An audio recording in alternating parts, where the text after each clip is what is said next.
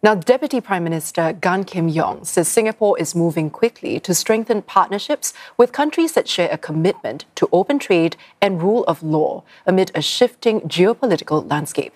This includes deepening ties within ASEAN, upgrading existing agreements, and exploring new areas of cooperation with other economic blocs, as Nicolas reports.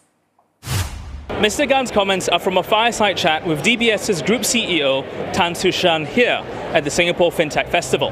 It's a 3-day-long event that gathers companies and policymakers in Singapore to discuss developments in the financial technology space. During the discussion, Mr. Gan underlined Singapore's drive to chart its way forward despite global uncertainty. One of it being deeper integration of ASEAN, which can partner like-minded economic blocs to uphold multilateral rules. If we are able to bring both EU and ASEAN together to discuss a digital economic agreement between EU and ASEAN, I think that would be a major breakthrough. But this will take some time, so we are going to discuss first on the principles of digital economic collaboration and see how we can set down basic rules, harmonization, and see what's the next step. In this field, artificial intelligence has had its impacts felt the most keenly. And while Singapore has developed guidelines to deploy AI ethically, Mr. Gan says the country cannot do this alone. We need to work with like-minded countries coming together to develop a set of guidelines and rules that all of us will observe. Because otherwise, if we don't do so, I think we'll run into a lot of challenges and there will be a lot of risks and danger. I think eventually we will find that the AI will create more harm than good.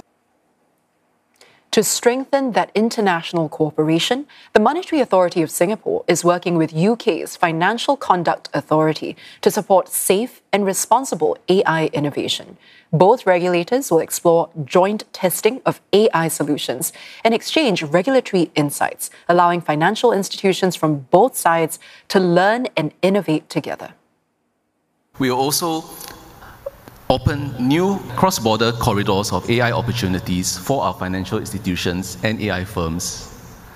And these linkages will both enhance our AI solutions and improve adoption in our financial sectors. Firms tell us they are looking for cross-border opportunities, collaboration opportunities, ways to learn from each other and to build the future of responsible AI together. When it comes to emerging tech like digital assets, DPM Gan says there's a place for it in the market, but retail investors must be protected and aware of the risks. It's why the MAS has allowed new ideas to be tested in sandboxes with light touch regulation. He adds the government is watching the development of digital assets carefully so that new rules can be developed once the technology matures. So we do want to take a leadership position in developing rules and guidelines in the digital assets. At the same time, we also want to develop connectivity among our partners on the digital assets so that they are interoperable, they are exchangeable. So we are working with our financial institutions, among our partners, to see how we can come together and work together and to develop this capability. The finance industry will also get a new AI tool to analyze and simplify complex data from next year. It's launched by the Global Finance and Technology Network, or GFTN, an organization set up by MAS. Built on 10 years of collaboration and research, the tool pairs human expertise with technology to give transparent and backed results.